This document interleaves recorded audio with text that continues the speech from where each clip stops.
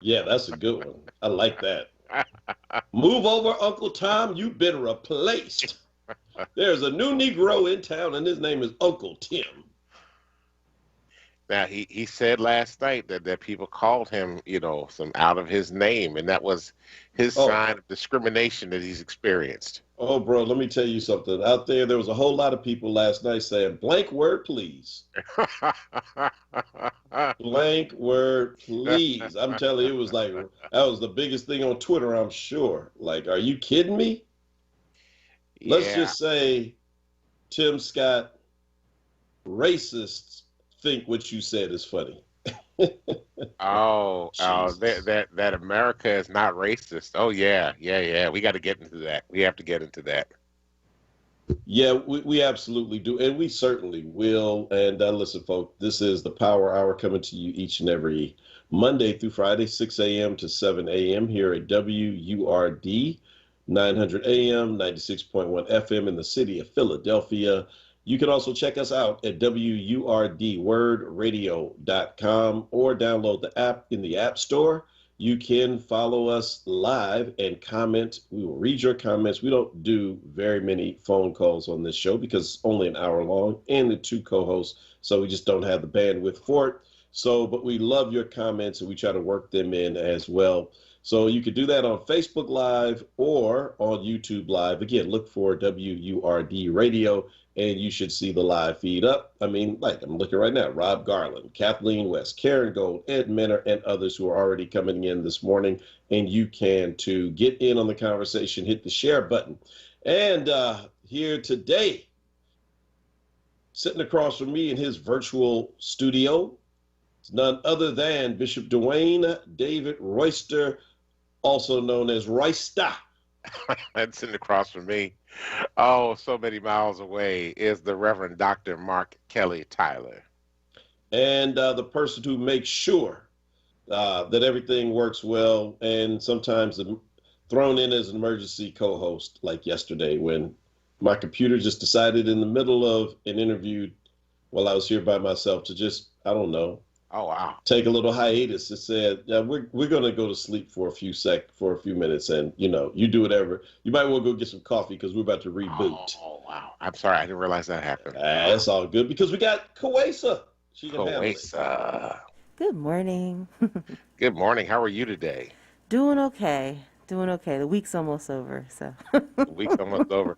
So yeah, I'm sorry. I didn't hear about the computer glitches yesterday, so I feel really bad now. But besides that, how was your ride in today? It was pretty good. Smooth sailing for me. It's muggy out though. I mean, I think feel like it's gonna not feel like I'm pretty sure it's gonna be raining at some point. Later either today or tomorrow. But it's muggy, and that's not fun. But besides that, the traffic was fine though. I didn't have any issues coming in. But I have no jacket. I'm jacketless today because it's like Oh wow. 67 degrees outside. It's supposed to go up into the 80s, I think. So, Okay. yeah, I might regret the not having a jacket part if it does rain. But it's good. It was good Is it getting is it like muggy, like sticky muggy that we get like in the middle of the summer? not quite, but it's just like the air is thick. That might be a better Gotcha. terminology. The air is thick. Gotcha. That's what that Yeah, is. the air is thick. All right. That's an understatement. Yeah, it Especially is. after Tim Scott spoke last night. Mm. Let me tell you something. I mean, seriously. I know as black folk, we shouldn't like air our laundry out publicly or whatever. But bruh, let me tell you something. See, this is the problem that I have with what happened last night. So Joe Biden gave his speech, and of course, the Yeah. Republicans have to do a rebuttal. Hmm. This is all common stuff. And of course, you don't expect the opposing party to come out with anything flowing or, it's going to be hardcore. They're going to go hard after you. It's all fair. It's politics, right? But like everybody has a line. I mean, now that they put people up for certain reasons. So it's kind of like, all right, if the other person is deemed to be like, I don't know, soft on the military, for example, then you're going to use a military, hero or heroine on the other side to rebut it, right? Or whatever. You know what I mean? And so I guess because obviously we're in this this moment now of great unrest rather, and uprisings, particularly around these extrajudicial killings of black people by white people, because not just the cops, as the case in Georgia with Ahmaud Arbery back in the news reminds us. So you're gonna go get a black dude. Yeah, that was just so wrong. So Senator Tim Scott from the state of South Carolina, as in, weren't the first shots fired in the Civil War in South Carolina? Something like that. Isn't Dylan Roof from South Carolina? Absolutely. This black man got on national television last night, and he didn't have to say this. It was not necessary. See, here, this is what I suspect, Royster. His speech was done. There were a couple of white dudes in the back who were like speechwriters. They were like, be great if we can get Tim to say this line. Tim ain't gonna say it. He ain't that dumb. Let's just ask him. Hey, Tim, buddy, we got a last-minute revision to your speech. Now, we understand if it's going to make you feel some kind of way, and you ain't really got to do it. But we think it would be great if you could put this whole racist America thing to bed. If you don't mind, if you can just say the words, America is not a racist country, it would do the party well. He's like Mikey. He'll do anything. Give it to Mikey. He'll eat anything. Give it to Tim. He'll say, he literally got on TV last night and said, I want to make it clear, because I'm a black man from South Carolina. And America is not a racist country. At which point, all the racists in America spit their beer out. They're like, dang, bro, talk to me, man. So here, first of all, I think so you have to understand some of the political significance of getting the respondent to be a black person from South Carolina, because we all know that Jim Clyburn, who is the father of Democratic politics in South Carolina, is the one that ultimately got Joe Biden the nomination in the Democratic Party, right? So this is basically a slap at both Jim Clyburn and Joe Biden, right? And really a slap at black people in America. So, if I was Tim Scott, like, I would have probably been a little bit more awake to the fact that, Tim, you're about to get played, right? You are about to get played. Now, let me just say that I think more black folk than ever watched the rebuttal last night. The only other rebuttal that I think black people watched more was when Stacey Abrams did it to one of Donald Trump's, right? Everybody was watching the one that Stacey Abrams did because, it's Stacey Abrams. So last night, most of the time after the original speech goes off, black folk go to bed, right? Because the rebuttal was not really going to be anything that you would, but it was a black dude doing it. So we knew that folk had to stay up and listen to this. So it was painful, right? Because, he was the jolly black guy that was standing up there, right? Coming to let folk know that Master's not as bad as people say he is. and that he too felt discrimination because people called him Uncle Tom. And people called him, outside his name. That was the discrimination. So he's talking about his own folk, right? He's talking about his own people discriminating. Now, let me just say this. I believe without a shadow of a doubt that as an African American, you have the right to be whatever you choose to be in this country. You have a right. And I imagine what his family experienced coming up in South Carolina, that somehow the story that he told last night did not relate to anything that they had experienced in this country. I'm sure that there's some family member right now with the last name Scott putting their head down like he's not a relative of ours. Bro, So, You are so much better than me because literally I stopped listening after America is not a racist country. I couldn't even listen to I anything listened to the else. whole thing. I listened to the whole thing. You're more I couldn't help disciplined. it. You're more Well, I mean, I disciplined. wanted to hear what he had to say, right? Because, what we heard from Tim Scott is the same thing that happened with the AG that's in Kentucky with Cameron. I forgot Yeah. what his last name Daniel is. Cameron. Yeah, Daniel Daniel Cameron. Cameron, right? So it's the same thing there. They have drunk the Kool-Aid. But And wait, but last wait. night I realized the Republicans are a cult. But wait, hold on. So let's be clear about one thing, Black America. That message was not for you or for me. Of course, we know America is racist. That would be like a woman getting up there from the Republican Party. America is not misogynistic. There's no glass ceiling. A woman can be anything she wants to be, even president. Ask Hillary. Oh, never mind. It'd be like a log cabin Republican getting up talking about America's not homophobic. Of course it's not. Be like, I don't know, if there's an elected Muslim official who's in the GOP talking about America's not Islamophobic. It's not anti-Jewish, of course it is. What are you talking about? So the message was never for us. It was a message to let white folk go to sleep at night. It's like, Tim, we need the people who view that other station, that only watch that other station. They need to hear comforting words from a Black voice in this moment when they're being challenged, when they're being provoked, when they're being called on their stuff. And they're feeling like, am I a racist too? Well, I mean, if the shoe fits, if the racist shoe fits, if you are complicit and if you are not, a part of the solution, then you're probably part of the problem. Mm-hmm. If you're in Alameda, for example, mm-hmm. and you call the cops on a Mexican American because he's scaring your wife, well, what's he doing? Well, he's standing out there. Standing where? In your property? Well, no, actually not on my property, outside of my property. But we have an 8-month-old and my wife's scared. Can you send the cops? I don't think he's actually doing anything, but we'd feel better if the cops came. Yeah, cops came. About a half an hour later, that dude was dead. That's right.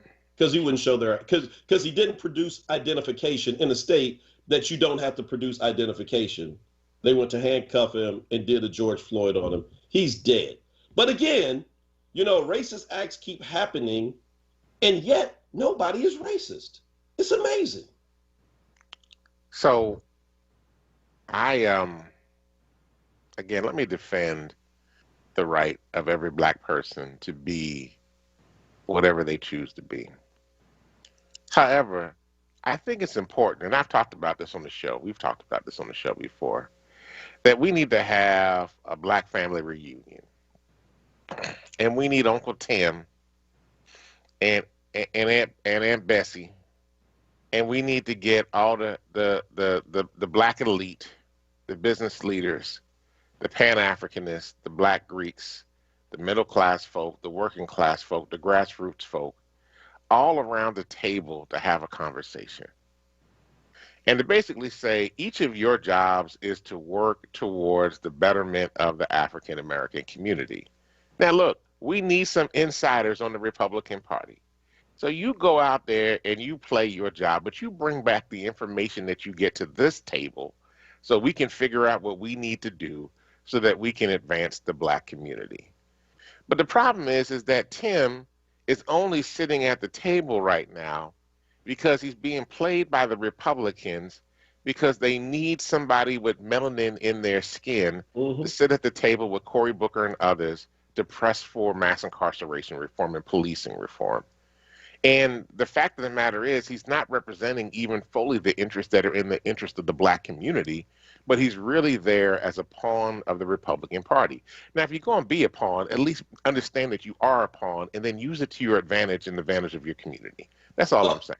I couldn't agree with you more. And I mean, and get something, first of all, but get something for us, because you're right there. We are on very different spectrums, but if we're all pushing in the same direction, that's one thing. But to allow yourself to be used in that way, I think is You have crossed a line, bro.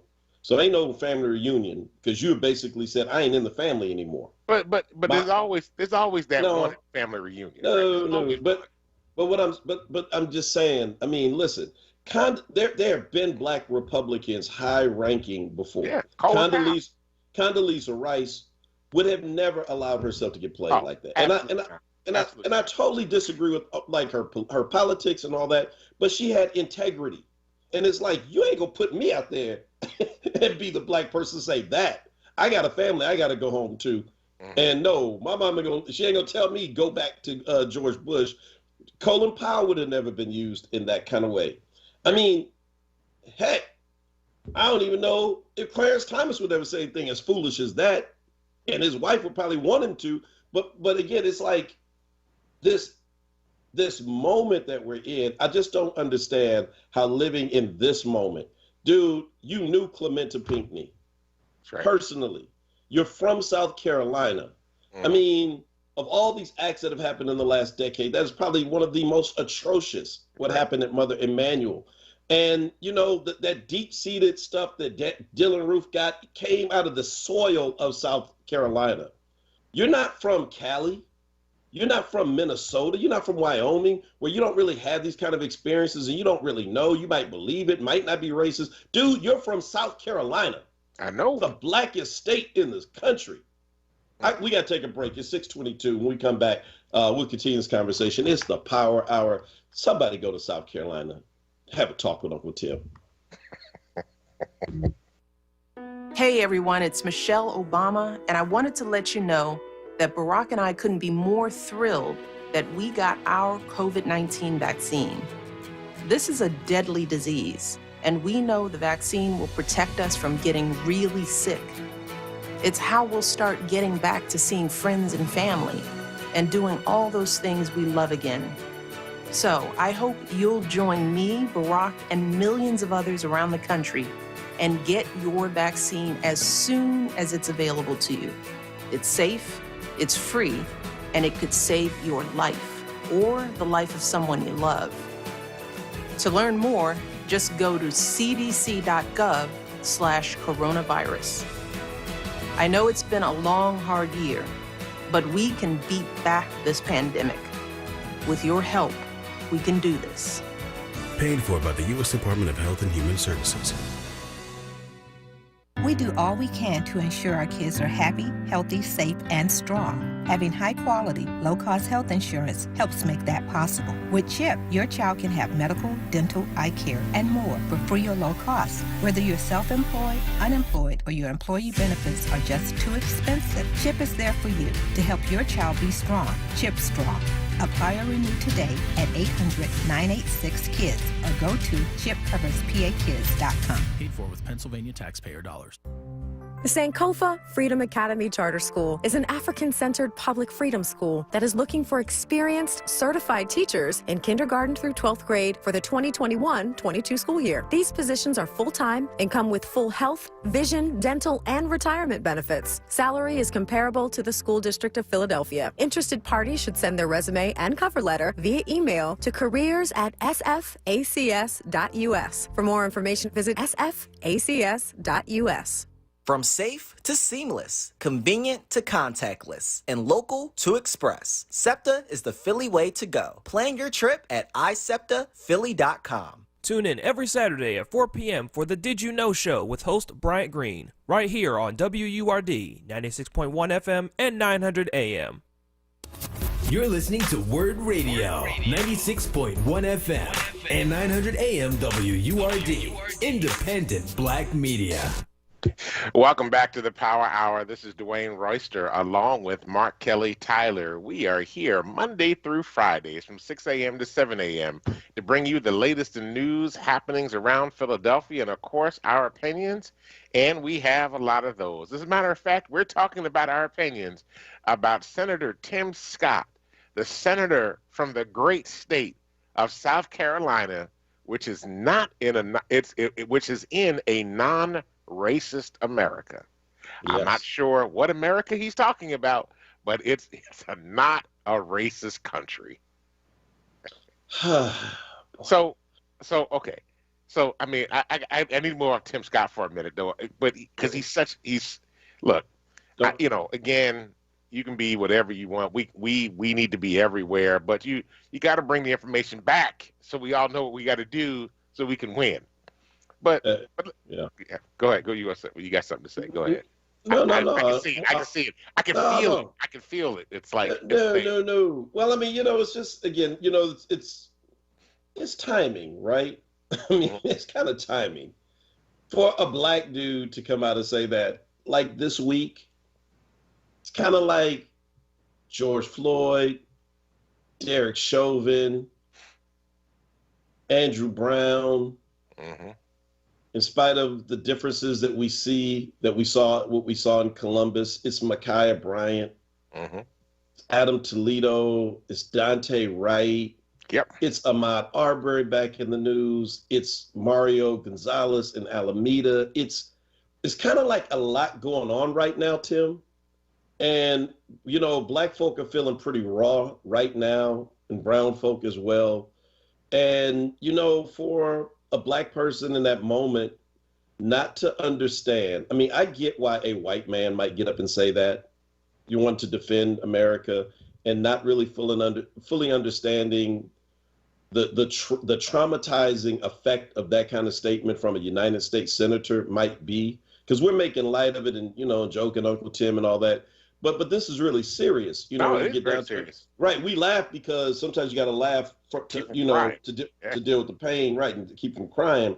But to have one of your own get up, and to use that position, you're one of just, an extreme minority of black people in that chamber, which is so, I mean, we're 13% of the country. We make up, 2% of the Senate, 3%, something like that. Yeah, something like that. Yeah, it's let me see. Right now, it is Corey. Tim Scott.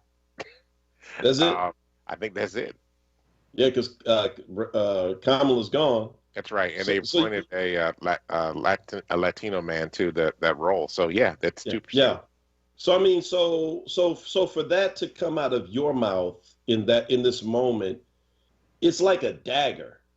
You know what I mean? It's really like a dagger. It's like, bro, we know you flip to the other side because you're a Republican. We get that. It's like what you said. It's like, bro, I'm not going to criticize you. I mean, I criticize you, but I mean, again, to each his own, to each her own. If you want to be a Republican in that party, so what? I mean, it's fine. But you ought to have a line for yourself, some self-respect. And I mean, they don't respect you. They never probably did. They really don't respect you now. I mean, again, that'd be like, I don't know. It's just so out of place. So anyway, go ahead. No, I was just going to say that, this is a reason why, even if you're a black Republican, you should have black speechwriters. Okay. That was not written by black speechwriters. Okay. You can have, you could do what they would help you with some of the bumps down the road that you were going to have in that speech. Yeah, that's true. But I guess that black speechwriters would have meant there was an affirmative action or something like that. No, he didn't need to do affirmative action, right? No, bro. You know what you do with that speech before you give it is? What's that? You run that by your mama. And I want to know what his grandfather would have thought about that speech. That's what I'm thinking to myself. His grandfather in the 50s and the 40s and the 30s in South Carolina as a black man. I'm just curious what his grandfather thought about that. But his parents, Tim Scott is of age where his parents, like ours, would have lived through most of their formative years, if not all, would have been through Jim Crow, South Carolina. Yeah. And so, I mean, I've got members of my church who were students at Allen University, who protested and demonstrated, went to jail in the 60s. And so I would imagine they're about the age of Tim Scott's parents. And I mean, that's one that you send to them and like, I'm going to say this line tonight. What you think about it? It's like, boy, I think if you ever want to come home again for any holiday, you better find something else to say. Absolutely. I mean, I keep thinking like in Undercover Brother, that chicken that they gave Billy D. Williams that made him forget he was black. Tim must have got some of that. The Colonel's chicken. Hey, check this out. So, real quick, on a lighter note, I've been wanting to say this, but I held it because I didn't want to talk about it by myself. I wanted to get your reaction. Okay. So in California, speaking of California, we just brought up a moment ago, and I saw Rob Garland talking about that's why he doesn't like Gavin Newsom. Yeah, I agree. He should be recalled. I thought that was funny. That's actually really funny because his hair doesn't move. But but Gavin Newsom, is up for recall, and so there's going to be a governor's race. So Caitlyn Jenner is going to run on the Republican side, and so just the thought of a Kardashian or anybody connected to them being in the governor's mansion is just enough to just make your head just, explode. But she's going to have competition. Cousin Eddie is running. You know Cousin Eddie is, don't you? No, who are you talking about? It's from a TV show, I'm sure. From Christmas Vacation, Chevy Chase's cousin-in-law, Randy Quaid. Yes, Randy Quaid. Oh my goodness, dude, that's gonna be hysterical.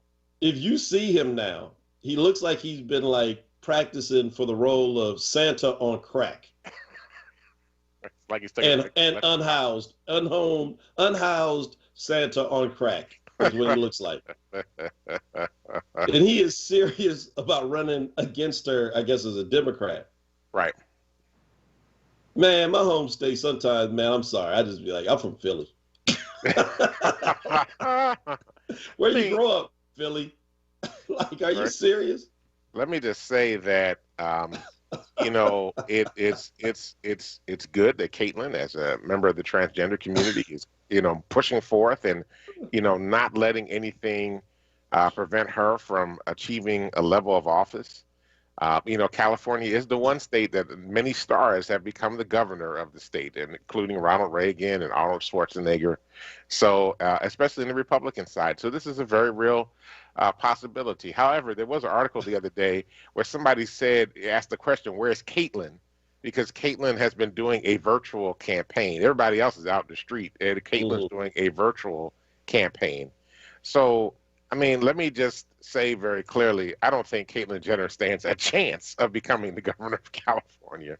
But I applaud her efforts to get out there and to make the run. I don't think Randy Quaid stands a chance of being out there. And that's actually interesting because most Democrats have agreed not to run against Newsom.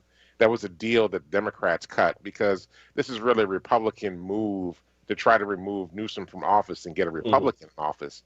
And he actually, although people have complained, mostly Republicans, his approval rating is actually very high in the state. So, but they were able to leverage enough signatures on the ballot measure to get him repealed, to do a recall. So anyway, I think Gavin Newsom will remain governor of the state of California. But nevertheless, Randy Quaid looks like he stuck his finger in an electric socket. That's all I'm going to say. Oh, you just looked at the picture that fast, did you? Yeah, I did. I was like, I told you. Yeah. Like I said, he's working on getting the role for Santa on crack without a house. He's been put out the North Pole by Mrs. Claus and the elves. And that's what he looks like. I'm just saying he looks disheveled, to say the least. Yeah. Or he's just been spending a lot of time in a one-room place in his house, and he's been smoking a lot of something. Well, maybe if, like I said again, I don't know, man. One of the other Quaids could certainly do that, could probably pull it off. Dennis Quaid, he's kept his stuff together. Yes. Randy, not so much. But again, if he's running against Caitlyn Jenner, anything is possible. And just so for a moment, you said I think you said it's not going to happen. There's people laughing. Bruh, when Arnold Schwarzenegger said he was going to run, trust me, that's true. We all laughed in California. Say ain't nobody going to elect Arnold Schwarzenegger governor. My mom tells me that's what people say when Reagan ran. Everybody say, ain't nobody going to elect Ronald Reagan. The dude with the movie with the chimp, ain't nobody going to elect him. Mr. Smith, I'm just telling you, yes. Don't you ever underestimate the Golden State, okay? And how low we can go. I tell y'all right now, I know Pennsylvanians look like, what is wrong with them out there? It's all the weed. Look, it's all the weed. You know how many people be high going to vote for one of the two of them? Think this a joke. And those are Republicans. All right. So wait a minute, I got to go to my Republican as a cult factor thing. So last night, I was tweeting during the presidential address to Congress. It was not a State of the Union. Let me be clear, everybody. State of the Union only occurs after the president has been in office for 1 year. Last night was just a presidential address to Congress, to a joint session of Congress. So here's the thing, right? As I was watching last night, and I realized my wife actually said it best. She called the Republicans the Stepford Republican Party, right? Because, President Biden got up and said, we're going to reduce childhood poverty, and laid out the initiatives in the way that he already moved. Yeah, they didn't move. They just sat right there, right? So it occurred to me that the Republicans are for childhood poverty. They absolutely want childhood poverty to occur in this country. That's what that was all about, period. When President Biden talked about the money that they gave and through the American Rescue Plan, although it was only Democrats that voted for it, I realized that the Republicans want poverty in this country. They want to be able to be the ones that and make sure that the country stayed poor. When he talked about immigration reform last night, I looked over at the Republican Party that was sitting there on their thumbs. The majority of them who came from families that immigrated to the United States because they wanted better opportunities for the same reason that folk from the Southern Hemisphere and from the Caribbean and from Africa immigrate to the United States. Some of them came illegally, quote unquote, illegally to this country. And yet they sat there, and I realized that they were actually fighting against their own family's opportunity, because if it had been their families in this time frame trying to come here, they would have been fighting against themselves. I sat there and listened to them talk about health care last night. The president talked about the fact that there were 9 million more people that had access to health care because they opened up the Obamacare gateway so people could actually get health care coverage, especially during COVID. And they sat there like they were robots and did not respond and did not stand up to be able to talk about the ways of being able to provide health care. And I realized the Republicans are against health care. And then the president last night spent time talking about education and said that we need to fully fund 3- and 4-year-olds being able to go to school, and that we need to be able to pay for everybody to get free community college, 2 years, their first 2 years of college, absolutely free. And the Republicans sat there, and I realized the Republicans are against education. They are against anything that would make America great, that would allow us to have the opportunities to be the successful country that they want. The only thing that the Republicans want, and this is why I say they're a cult, the only thing that they want is to be able to be sure that white men in America are able to do everything and anything they want to do, and it doesn't make a difference what happens to anybody else, including white women. So hence, as I watched them last night sit on their thumbs and not get up and do anything to applaud or even look forward towards a future, that the president talked about a jobs plan to be able to get people back to work and significant investment, and that people that businesses need. He didn't talk about just rich people. He talked about businesses paying their fair share. And I realized in that moment that the Republicans are anti-people. They will play people and use people, but they actually don't like people, including the people that voted to get them into office. Because a whole lot of people who fit the categories that President Biden was talking about last night are the very people that would benefit from these plans. And I realized the Republicans do not like people. That's why I say they're a cult. They only like themselves. And they only like the ones that are in elected office so they can get elected again and play everybody else so that they can keep making money and drive everybody else into poverty. Thank you very much. The Republicans are a cult. Well, it's kind of hard to debate that. I mean, given what we're watching, it's just like, like you said, again, if you're for people, then why are you against these things? I mean, I don't know, man. I think we're at a place where it is... It just sounded so strange last night hearing, in the rebuttal, Tim Scott accused Biden of tearing the country apart and not bringing us together, but making us, more disjointed. To my phrase, not his. But I'm like, wasn't that kind of your guy's whole shtick, right? Absolutely. I mean, you followed a guy for 4 years who literally, I mean, dude, his last official act as president was kind of like, tacitly giving the blessing of people who stormed the Capitol to kill you. That's right. And you're saying, I mean, he's like, Biden has he uses nice words, y'all. Those are good words. But this is just tearing the country apart. Why? I mean, I'm like you. It's like, you're gonna. So right, they're gonna be two visions on infrastructure. Well, I think it should be $2 trillion. We think it should be $1 billion. All right, let's negotiate. That ain't tearing the country apart. That's just, we have two different visions of it, right? I mean, it's just, so we're in this place where that particular party just refuses to do anything supportive.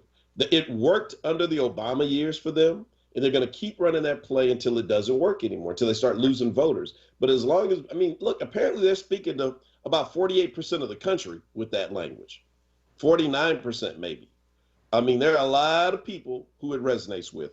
But look, we're past the time. Let's take a quick break and we come back. We got to talk about last night. The town hall was wonderful. Elder Melanie DeBose awesome. and Denise James and the journalists talking about gun violence and shifting the narrative.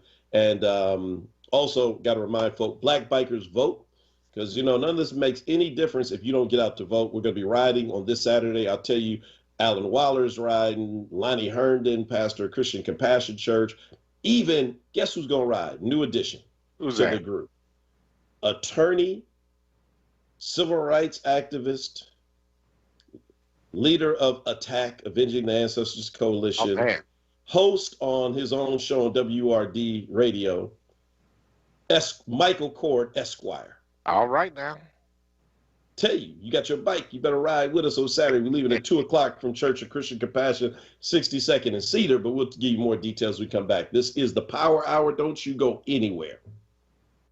The Mattress Man is a second-generation family-owned mattress specialist business since 1988. Open 7 days a week, located at 7421 Stanton Avenue. The Mattress Man discounts Serta, memory foam, orthopedic, and ComfortTech mattresses every day. You deal directly with the owner, Julian, to ensure you get the best price and best service. The Mattress Man offers same-day delivery on most models to most areas. Ask about the WURD discount. Call 215-424-5550. Barbers on Broad. We know grooming is important. Let us show you why.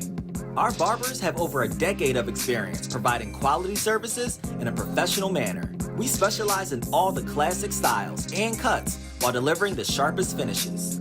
Located at 1220 North Broad Street, Suite 3, best in town, best on Broad, Barbers on Broad. Mention this ad to save 10% on your next service. This ad is brought to you by the North Broad Renaissance and Truist Foundation. The Money Matters Show has a new time. Tune in this Sunday at 5 p.m. for The Money Matters Show, providing information and understanding about accumulating, preserving, and transferring your wealth, with host Walter Watson. This is not a fad for us. We will not resume our regular programming when things die down. We're not black to help our bottom line or because it's politically correct. We're not joining a fight. This has been our fight, our message, our people. Black lives have always mattered here. We are undeniably, indefatigably, unapologetically, permanently Black Talk Media. WURD. Now, a traffic update on WURD Radio. This report sponsored by Staples Stores, westbound Schuylkill, Belmont to Gladwin. A little bit of a slow ride there, eastbound not too bad this morning. Westbound Vine Delays Parkway through the Schuylkill Expressway. Southbound Boulevard Route 1 getting busy from Broad down to Fox through construction. Southbound 95, Cotman to Bridge, a jam there through work. Again, delays Betsy Ross through Girard northbound. Looks pretty good this morning. 55 northbound. That's getting heavy now from Deptford in the 42. Staples is evolving to Staples Connect, a new world of possible with innovative tools for small business and remote workers and learners. Explore your local Staples store or staplesconnect.com and find what you need to take on today and to help you tackle tomorrow. Staples Connect, the working and learning store. For more traffic information, log on to sigalert.com. Jim Bachman with your Philadelphia area traffic. Now, a WURD weather update. Here's NBC 10 First Alert meteorologist Bill Henley. A mild start with temperatures in the 60s and clouds moving in with occasional showers this morning. We'll still get a warm up into the upper 70s at lunchtime and a high of 80 this afternoon. Mostly cloudy skies, occasional showers this afternoon, and a chance of some stronger late day thunderstorms. The shower threat continues into early tomorrow morning. Then the gusty winds will clear us out and cool us down. 59 tomorrow morning. Very windy day with wind gusts of 45 to 55 miles an hour. A high of 67 with partly sunny skies Friday. A breezy day Saturday, lots of sunshine. Will warm from 44 in the morning to 66 Saturday afternoon. I'm NBC 10 First Alert meteorologist Bill Henley.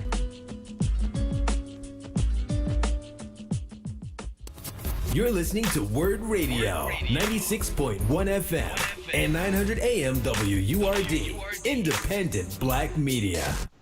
Welcome back to the Power Hour. This is Dwayne Royster along with Mark Kelly Tyler. We're going to switch it up here for a minute, but before we get there, two things I need to say. One, tonight, Power also has a political education symposium. This is our third in a series that's being held tonight at 7 p.m. It's going to be 7 to 8:30 p.m.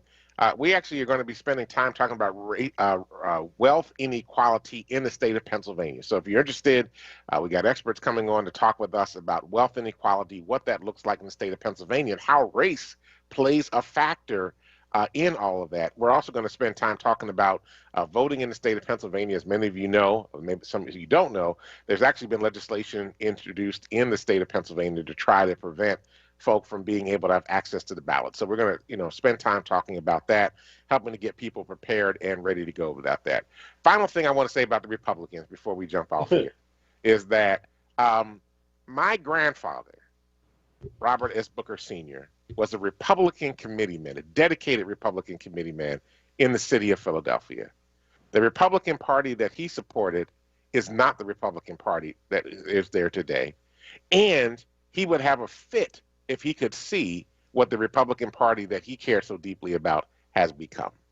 It has become formed and shaped in the mold of racist Donald Trump and folk that continue to subscribe to it, especially after their national leaders are subscribing to a cult. And I'm going to stop it right there and let that rest. I mean, look, if you're black in America, 50-ish and under, I mean, I would imagine almost every last one of our parents and grandparents voted Republican up until like around the time of John F. Kennedy. Yep. Which at that time there was a massive switch because Kennedy brought the federal government to the aid of black folk during the 60s, right? I mean, remember the images. And it's interesting. Right, exactly. But it's interesting kind of this, if you think about it historically, right, how we have to keep coming back to this moment. So I say to folk all the time that, when you think about kind of our experience, I'm looking at Raphael's comments, which are, I think interesting on today in the feed. But I think there's a point about having some sophistication in how you use the vote. So on a federal level, we have typically, as black folk, our agenda has usually moved forward faster with the help of the federal government, whether that's a Republican named Abraham Lincoln or a Democrat named JFK or Lyndon Johnson. And they had to be forced into it. None of them did that under their own volition. Right. We just don't have time to break the history out, right? But so we know we forced their hand to do it. But, that being said, there's a calculation of what works best for us nationally. Then there's a calculation of what works best for us on a statewide level, depending on where you are, that is state by state. And then there's local government, right? And so, you look at Philly, well, yeah, of course, everybody in council is a Democrat, except like one person or maybe two people. It's two. Right. So, so great, Democratic majority. How's that working out for you, right? Now, so it's like you got to get the right kind of people in. And so it's, yes, you have to have sophistication in how we exercise the vote and how we engage in the political process. And there is no one size fits all as it comes to this. So there's one Working Families Party member and two Republicans in the city council. Right. Yeah, I'm sorry. Well, I kind of, in my mind, I was kind of leans left. So, yes. Yeah. Kendra Brooks, she's, she is, right, she's working Family Party, but she caucuses with the Democrats. Right? Mm-hmm. Right. So, so, man, I tell you. But listen, a couple of things. So, again, Black Bikers Vote, we're riding out on Saturday. We're going to go through low propensity voting neighborhoods. And I must say, I did the route. We're going from Church of Christian Compassion, 62nd and Cedar. We leave at 2 p.m. And we're going to end at Enon Tabernacle, the East Campus up ward in the city right here. And I mean, it's like I'm dodging potholes and my motorcycle almost got stuck. I'm like, we cannot bring the pack up this street. There's one place we literally want to go to in North Philly that there's no way we could take a couple hundred motorcycles. It is not even safe to do. And I was like, I told Kendra, who's helping organize all this wonderful, because Power will be having Get Out the Vote. This is the last weekend to register. So we're going to be in different places. We're going to ride past them. And it was heartbreaking. I said, we can't get up in there. I said, there's no way to get in and get out. I mean, it is just that bad. And that speaks volumes. And just kind of the despair that you see and people just hanging out so a ride is not going to fix it. A ride is just trying to bring awareness and get people to get engaged. We have a lot of work to do, my brother. Did you avoid Germantown Avenue? Because let me just say, there's two Germantown Avenues. There's the Germantown Avenue in Nicetown, and then there's the Germantown Avenue in Chestnut Hill. And they're very different streets. We're going to try. We're going to almost have to try it. I mean, it's choppy, but it's like it's the most direct way where we're going. It's going to be quite a bit. But listen, so also last night, got a shout out. So again, tonight, check Power out. Is that at 7, the political forum? 7 o'clock, yeah. On Power. Stallworth from our team is actually posting it in the chat, so people can access it. So that's Power Interfaith's Facebook page. But bro, last night, Elder Melanie DeBose. Yes. And Denise James, formerly of ABC, who's working with our Live Free team, that forum they brought in the new managing editor at the Enquirer, one of the writers on the crime beat at the Enquirer, Ernest Owens from Philly Magazine, Manny Smith, who is a Philly guy, Philly born and raised, who's also, he dispatches all the reporters at CBS 3, and Natasha Brown, also from Emir, Shantae Love. Yeah. The conversation was just so, if you missed it, you can check it out on Power's website. But I'm telling you, engaging the media and making them have some accountability in how they report gun violence in the city. Yeah. It was fascinating. It was a real learning experience. And the shout out to the team, to all of Live Free, to Denise James, Elder Melanie DeBose, and yourself, Reverend Tyler, because you were a part of that team that put that together, Gail Lax and all the other leaders that were part of Live Free that made that happen. It was a really powerful, and to hear some of these journalists who I hear and read about on a regular basis actually having this really deep conversation about the ways that we even need to improve storytelling around gun violence. It's not just about the mayor and the police commissioner, it's about everything, and we got to talk about that.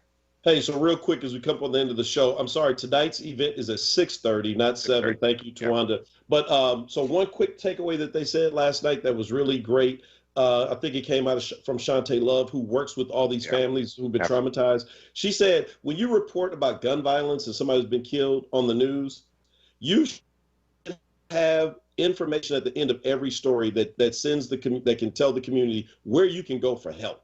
That's right. The assumption is, I think, as we've talked about before on the show, that there's this idea that Black folk can handle more pain than anyone else. Do you think that like 400 plus Black folk being killed last year of the almost 500 is somehow not traumatizing to us, and the 2,000 people shot and the 160 people killed already this year and the 600 people shot? It does traumatize us. And that they said in every story, it should be included where you can. I mean, that was just one takeaway. Bro, I'm going to tell you, I'm looking forward. The next conversation is the last Wednesday in May. So we'll bring it back up later. Awesome. Well, thank you for that. And we look forward to hearing more about that in the future. All right, everybody. Well, that's it for the Power Hour today. We deeply appreciate you. We'll be back tomorrow morning from 6 a.m. to 7 a.m. to bring you the latest in news, happenings around Philadelphia, and, of course, our opinions, which we have plenty of. Thank you, Kwesi, for holding down the boards. Did you tell them, because they may have missed the beginning of the show, Tim Scott has declared that America is not a racist country. So you can enjoy your day now. Okay. Thank you, Reverend Tyler, for doing everything that you do. Listen, stay tuned for Wake Up a Word with Solomon Jones. And listen, family, go out, do us a favor. Go out, change the damn world, because if you don't, nobody else will. Peace.